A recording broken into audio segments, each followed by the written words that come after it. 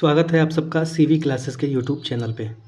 पिछले वीडियो में हम लोगों ने मुग़ल साम्राज्य और बाबर के बारे में पढ़ा था।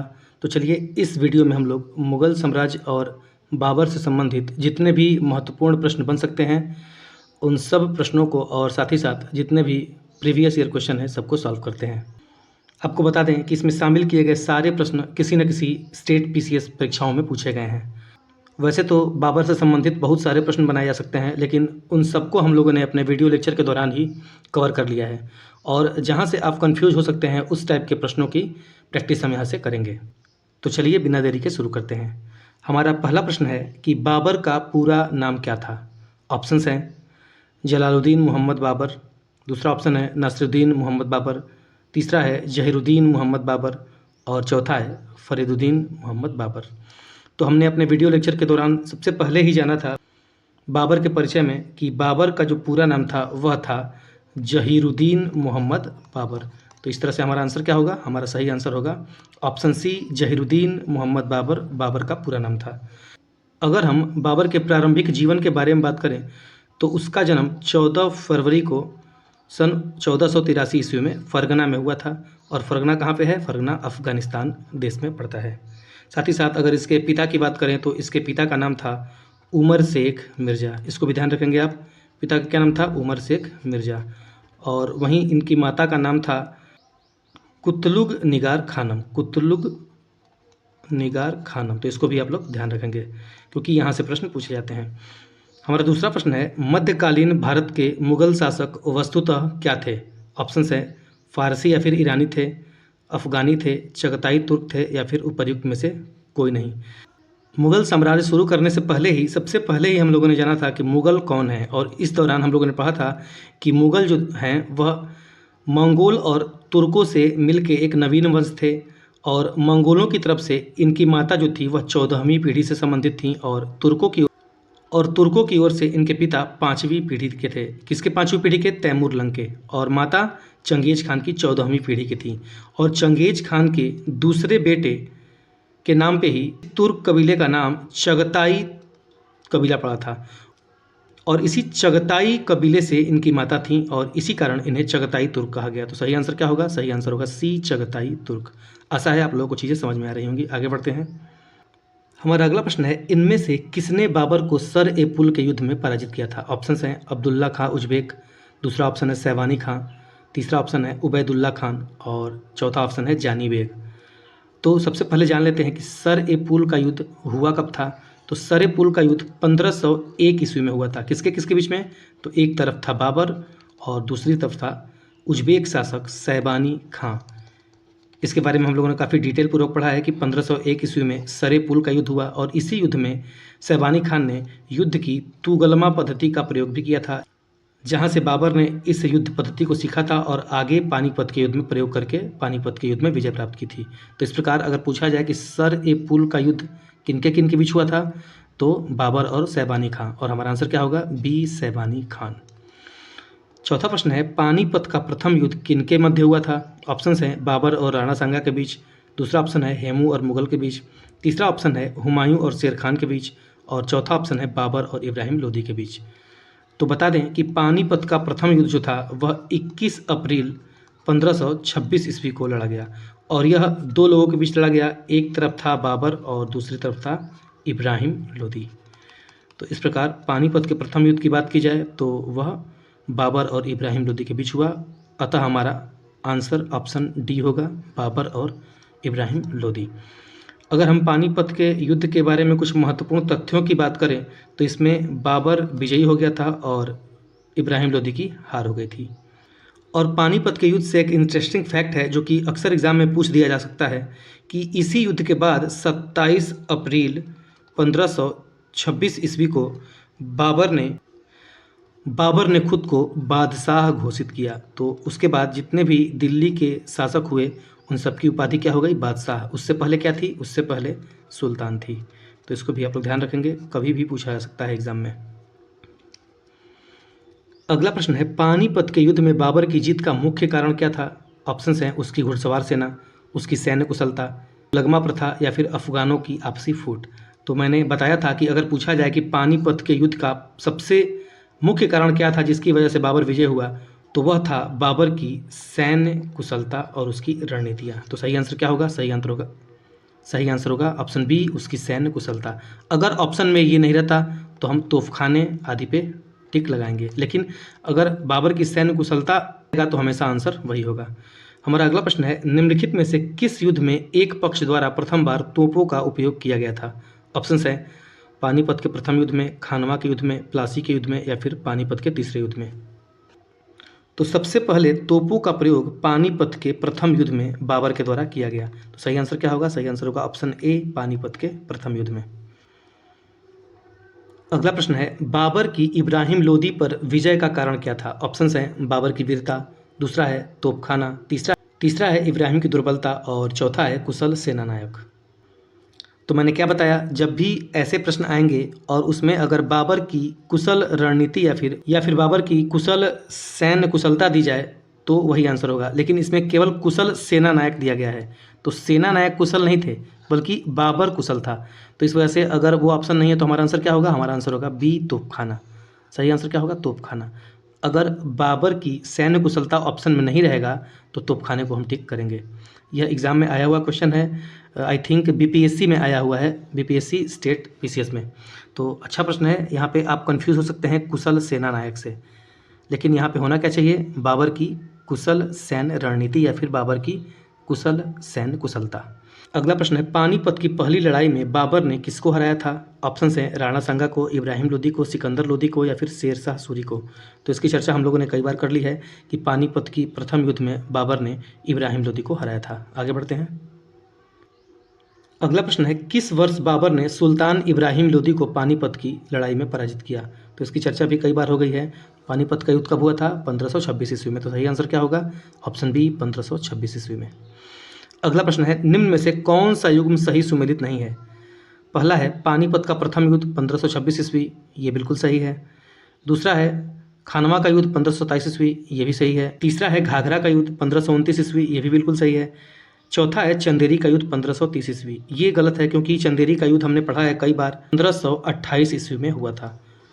तो इस प्रकार से ऑप्शन डी हमारा सही होगा। क्यों? क्योंकि सुमेलित नहीं है, चुनना है। तो ए ऑप्शन सही है, बी ऑप्शन सही है, सी ऑप्शन सही है, तो कौन सा सही नहीं है? डी ऑप्शन सही नहीं है। तो डी आंसर सही होगा क्योंकि नहीं वाला ही हमको टिक करना है। बाबर ने भारत में कुल 4 प्रमुख लड़े थे। पानीपत का प्रथम युद्ध 1526 ईस्वी में लड़ा था, फिर 1527 ईस्वी में उसने खानवा का युद्ध लड़ा, फिर उसके बाद 1528 ईस्वी में उसने चंदेरी का युद्ध लड़ा, फिर 1529 ईस्वी में उसने घाघरा का युद्ध लड़ा था। तो ये था उसका युद्ध का क्रम, और यहाँ से प्रश्न पूछे जाते हैं तो ये क्रम भी सजाने के लिए आपसे पूछा जा सकता है। अगला प्रश्न है, निम्नलिखित पर विचार कीजिए। पहला कथन है, बाबर के भारत में आने के फलस्वरूप उपमहाद्वीप में बारूद के उपयोग की शुरुआत हुई। दूसरा कथन है, इस क्षेत्र की स्थापत्य कला में मेहराब और गुंबद बनने की शुरुआत हुई। तीसरा है, इस क्षेत्र में तैमूरी या फिर तिमूरिद राजवंश स्थापित हुआ।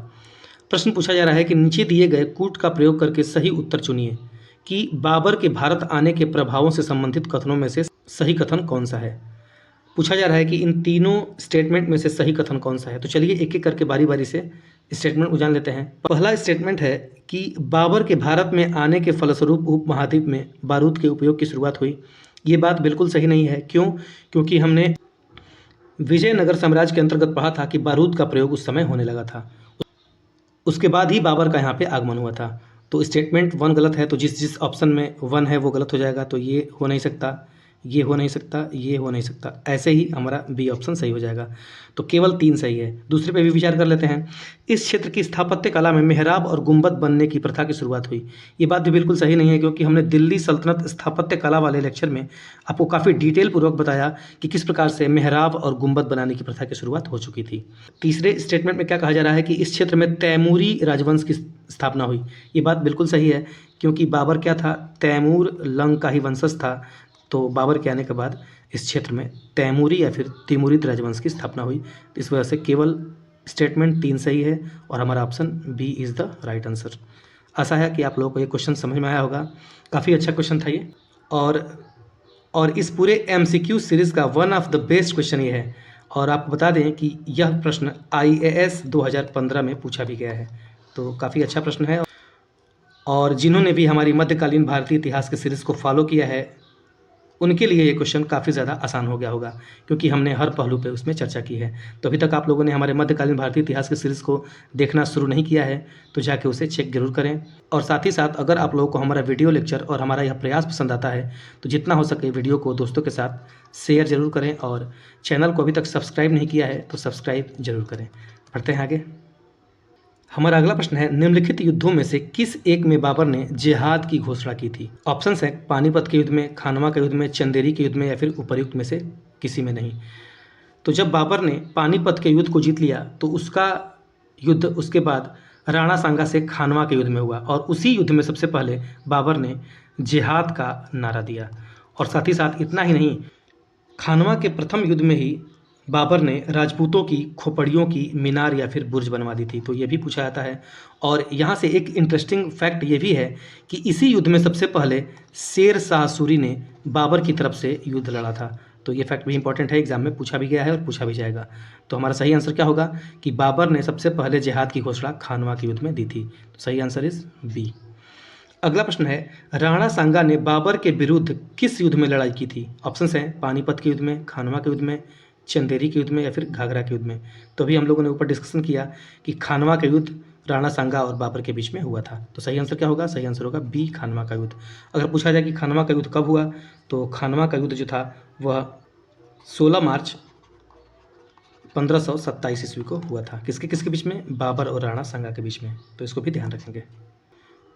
हमारा अगला प्रश्न है, खानवा के युद्ध में बाबर ने किस राजा को हराया था? तो ऑप्शन हैं राणा प्रताप को, मानसिंह को, सवाई जयउदय सिंह को, या फिर राणा सांगा को। तो इसकी चर्चा हम लोगों ने कर ली है कि बाबर ने खानवा के युद्ध में राणा सांगा को हराया था। और यह कहाँ के राजा थे? तो यह मेवाड़ के राजा थे। इसको भी ध्यान रखेंगे। अगला प्रश्न है, खानवा के युद्ध में कौन पराजित हुआ था? राणा प्रताप, हेमू, राणा सांगा, या फिर अलाउद्दीन खिलजी। फिर से उसी टाइप का क्वेश्चन है, तो इसका आंसर क्या होगा? सी, राणा सांगा। अगला प्रश्न है, भारत के मुगल शासक बनने पर जहीरुद्दीन मोहम्मद ने क्या नाम रखा? तो जब बाबर जो है वह भारत का मुगल शासक बना तो उसने अपना नाम बाबर रखा। तो सही आंसर क्या होगा? सही आंसर होगा ऑप्शन ए, बाबर। और हुमायूं कौन था? बाबर का लड़का था। इसके साथ साथ बाबर ने क्या किया कि खुद को बादशाह कहलवाया, और उसके बाद जितने भी शासक हुए उनकी पदवी बादशाह रही। अगला प्रश्न है, बाबर ने सर्वप्रथम बादशाह की उपाधि धारण की थी कब? ऑप्शंस हैं फरगना में, काबुल में, दिल्ली में, या फिर समरकंद में।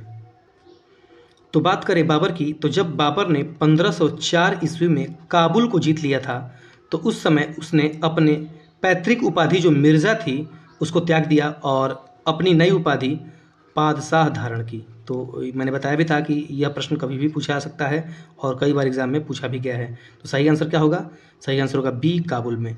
काबुल विजय के बाद उसने अपने पैतृक उपाधि मिर्ज़ा का त्याग करके बादशाह पदवी धारण की, और इसी विजय के बाद उसने कलंदर की भी उपाधि धारण की थी। उसने अपने सभी लोगों को एक चांदी का सिक्का दिया था, और इसी चांदी के सिक्के दिए जाने के कारण लोगों ने उसकी उदारता के कारण उसको कलंदर की उपाधि दी। तो इसको भी ध्यान रखेंगे। प्रश्न है, बाबर के साम्राज्य में निम्नलिखित क्षेत्र थे। यहाँ पे ऑप्शन छूट गया है इसलिए मैंने इसको यहाँ पे लिख दिया है। पहला है काबुल का क्षेत्र, दूसरा है पंजाब का क्षेत्र, तीसरा है आधुनिक उत्तर प्रदेश का क्षेत्र, और चौथा है आधुनिक राजस्थान का क्षेत्र। और कूट से हमको आंसर देना है। चलिए एक एक पे चर्चा कर लेते हैं। काबुल को उसने 1504 ईस्वी में ही जीत लिया था, इस वजह से काबुल का क्षेत्र बाबर के साम्राज्य में था। तो ऑप्शन 1 जिसमें होगा वो सही होगा। तो ये सही हो सकता है, ये सही नहीं हो सकता, ये सही हो सकता है, ये भी सही नहीं हो सकता। पंजाब के क्षेत्र की बात करें तो पंजाब में दौलत खां लोधी का शासन था और वहाँ का वह गवर्नर था, तो उसको भी बाबर ने जीत लिया। तो दूसरा वाला ऑप्शन भी सही होगा। तो दूसरा ऑप्शन इसमें सही है, तो ये सही हो सकता है, ये भी सही हो सकता है। तीसरा देखते हैं आधुनिक उत्तर प्रदेश। तो आधुनिक उत्तर प्रदेश को भी बाबर जीत चुका था और उसने आगरा को अपनी राजधानी भी बनाई थी, तो इस वजह से तीसरा भी सही है। चौथे की बात करें तो आधुनिक राजस्थान का क्षेत्र, तो आधुनिक राजस्थान के क्षेत्र पे बाबर का शासन नहीं था बल्कि वहाँ पे अन्य राजपूत शासकों का शासन था। तो इस वजह से ऑप्शन 1 सही है, 2 सही है और 3 सही है। तो सही आंसर क्या होगा? सही आंसर होगा सी, 1, 2 और 3 सही होंगे। अच्छा प्रश्न है, और कभी भी एग्जाम में आएगा तो आपको कंफ्यूज कर सकता है, लेकिन हम सीवी क्लासेस से पढ़ रहे हैं तो हमको कंफ्यूज नहीं होना है। हमको हर एक पहलू पर चर्चा करना है और हर एक टाइप के प्रश्नों को शामिल करना है। अगला प्रश्न है, वह मुगल सम्राट जिसके जीवन से धैर्य व संकल्प से सफलता की शिक्षा मिलती है वह कौन था? जहीरुद्दीन मोहम्मद बाबर, नसरुद्दीन मोहम्मद हुमायूं, जलालुद्दीन मोहम्मद अकबर या फिर अब्दुल मुजफ्फर मुहीउद्दीन औरंगजेब। हमने अपने कंप्लीट वीडियो लेक्चर में बाबर की कहानी पढ़ी थी और देखा था कि किस प्रकार से उसका जीवन उतार और चढ़ाव से घिरा हुआ था, फिर भी उसने अंत तक हार नहीं मानी। तो उस शासक की बात करें जिसके जीवन से धैर्य और संकल्प की सफलता की शिक्षा मिलती है तो वह जहीरुद्दीन मोहम्मद बाबर ही था। तो सही आंसर क्या होगा? सही आंसर होगा ऑप्शन ए, जहीरुद्दीन मोहम्मद बाबर। अगला प्रश्न है, बाबर ने अपने बाबरनामा में किस हिंदू राज्य का उल्लेख किया है? ऑप्शंस हैं उड़ीसा का, गुजरात का, मेवाड़ का या फिर कश्मीर का। तो बाबर ने अपनी आत्मकथा खुद लिखी थी जिसको कि तुजुक ए बाबरी के नाम से जानते हैं, तुजुक ए बाबरी, और इसको हम सामान्यतः बाबरनामा के नाम से भी जानते हैं। और इसकी रचना इसने तुर्की भाषा में की थी। और तुजुक ए बाबरी में बाबर ने कुल 7 भारतीय शासकों का वर्णन किया था, जिसमें से 2 हिंदू शासक थे और 5 मुस्लिम शासक। 2 हिंदू शासकों में से एक शासक था विजयनगर साम्राज्य का राजा कृष्णदेवराय, और दूसरा जो था वह था मेवाड़ का राजा राणा सांगा, जिसके साथ उसने खानवा का युद्ध भी लड़ा था। तो इस प्रकार से हमारा सही आंसर क्या होगा? हमारा सही आंसर होगा ऑप्शन सी, मेवाड़ के शासक राणा सांगा का उल्लेख उसने किया है। और कृष्णदेवराय को उसने तत्कालीन समय में सबसे महानतम और शक्तिशाली हिंदू राजा के रूप में भी वर्णन किया है। अच्छा, बाबरनामा की चर्चा हुई है तो चलिए बाबरनामा से बनने वाले कुछ प्रश्नों को हम जान लेते हैं। पूछा जाए कि बाबरनामा का फ़ारसी में अनुवाद किसने कराया था? तो बाबरनामा का फ़ारसी में अनुवाद अकबर के द्वारा कराया गया। और अगर पूछा जाए कि इस अनुवाद को किसने किया, तो इसको किया था अब्दुल रहीम खान खाना ने। किसने? अब्दुल रहीम खान खाना। और वहीं पूछा जाए कि बाबरनामा का इंग्लिश में अनुवाद किसने किया था, तो इसका इंग्लिश अनुवाद किया था लीडेन एवं अर्स्किन ने। इसको भी ध्यान रखेंगे, हालांकि इन सब के बारे में हम लोगों ने एक एक करके अपने वीडियो लेक्चर में पढ़ा है। अगर अभी तक आप लोगों ने नहीं देखा है तो उसे जाकर अवश्य देखें। अगला प्रश्न है, अयोध्या स्थित बाबरी मस्जिद का निर्माण किसने करवाया था? ऑप्शंस हैं बाबर ने, हुमायूं ने, निज़ामुल मुल्क ने या फिर मीर बाकी ने। ऐसा माना जाता है कि अयोध्या में स्थित बाबरी मस्जिद का निर्माण बाबर के ही एक सेनानायक मीर बाकी के द्वारा कराया गया। तो सही आंसर क्या होगा? सही आंसर होगा ऑप्शन डी, मीर बाकी के द्वारा। अगला प्रश्न है कथन और कारण वाला। कथन में कहा जा रहा है कि बाबर ने बाबरनामा को तुर्की में लिखा था। कारण है कि तुर्की मुगल दरबार की राजभाषा थी। सबसे पहले कथन पे विचार करते हैं कि बाबर ने बाबरनामा तुर्की भाषा में लिखा। बिल्कुल तुर्की भाषा में लिखा था, अभी हम लोगों ने इसकी चर्चा भी की है कि तुर्की भाषा में लिखा था। दूसरा है कि तुर्की मुगल दरबार की राजभाषा थी। नहीं, तो कारण सही नहीं है। क्यों? क्योंकि दरबार की जो राजकीय भाषा थी वह फारसी थी। तो इस वजह से बाबर ने उसको तुर्की में नहीं लिखा कि मुगल दरबार की भाषा तुर्की थी, बल्कि उसने तुर्की भाषा में उसको लिखा ही था क्योंकि वह तुर्क था। तो इस वजह से कथन तो सही है लेकिन कारण गलत है। तो चलिए ऑप्शन पे नजर डालते हैं। ऑप्शन ए क्या कह रहा है कि ए और आर दोनों सही हैं, यहीं से गलत हो गया। कथन सही है लेकिन कारण गलत है। क्यों? दूसरे ऑप्शन में क्या कहा जा रहा है कि ए और आर दोनों सही हैं, ये भी गलत हो गया। तीसरे ऑप्शन में क्या कहा जा रहा है कि ए सही है परंतु आर गलत है। बिल्कुल यही आंसर सही होगा, सी कथन सही है और रीज़न गलत है। डी को पढ़ने की कोई आवश्यकता ही नहीं है। अगला प्रश्न है, तुजुक ए बाबरी किस भाषा में लिखा गया है? ऑप्शन हैं फारसी में, अरबी में, तुर्की में या फिर उर्दू में। अभी हम लोगों ने ऊपर चर्चा की कि तुजुक ए बाबरी को बाबर ने तुर्की भाषा में लिखा था। तो सही आंसर क्या होगा? सही आंसर होगा सी, तुर्की भाषा में। इसके साथ साथ बाबर ने एक लिपि का भी आविष्कार किया था जिसको कि खत ए बाबरी लिपि भी कहते हैं। इसको भी ध्यान रखेंगे आप लोग, यह भी पूछा जा सकता है। इसके साथ साथ उसने मुबैयान नामक एक पद्य शैली भी चलाई थी, तो इसको भी ध्यान रखेंगे। बाबर से संबंधित ही आप लोगों के लिए एक प्रश्न है जिसको कि आप कमेंट बॉक्स में जरूर आंसर करेंगे कि बाबर ने, जैसा कि हम लोगों ने पढ़ा था कि एक काव्य संग्रह भी किया था, तो आपको बताना है कि बाबर के काव्य संग्रह को किस नाम से जाना जाता है। इसको आप लोग कमेंट बॉक्स में अवश्य टाइप करेंगे। तो ये था बाबर से संबंधित कुछ महत्वपूर्ण एमसीक्यूज़। हालांकि एमसीक्यूज़ की संख्या अनलिमिटेड है, बहुत सारे प्रश्न बनाए जा सकते हैं जो हम लोगों ने पढ़ा है, लेकिन मैंने इसमें वैसे ही एमसीक्यूज़ शामिल करने की कोशिश की है जो कि आप किसी भी स्तर की तैयारी कर रहे हो, चाहे आप स्टेट पीसीएस की कर रहे हो, आईएएस की कर रहे हो, एसएससी की कर रहे हो या फिर रेलवे की कर रहे हो, टीचिंग एग्ज़ाम की कर रहे हो, किसी भी एग्ज़ाम की कर रहे हो, आप सब लोग उन सारे प्रश्नों को करने में सक्षम हो। इसी वजह से मैंने इसमें स्टैंडर्ड प्रश्न ही शामिल किए हैं ताकि आप लोगों की एक समुचित तैयारी हो सके। चलिए मिलते हैं अगले वीडियो में अगले टॉपिक के साथ। तब तक आप लोग बने रहिए हमारे यूट्यूब चैनल पे और जितना हो सके वीडियो को शेयर करते रहिए और चैनल को सब्सक्राइब ज़रूर कीजिए। मिलते हैं अगले वीडियो में। Thank you.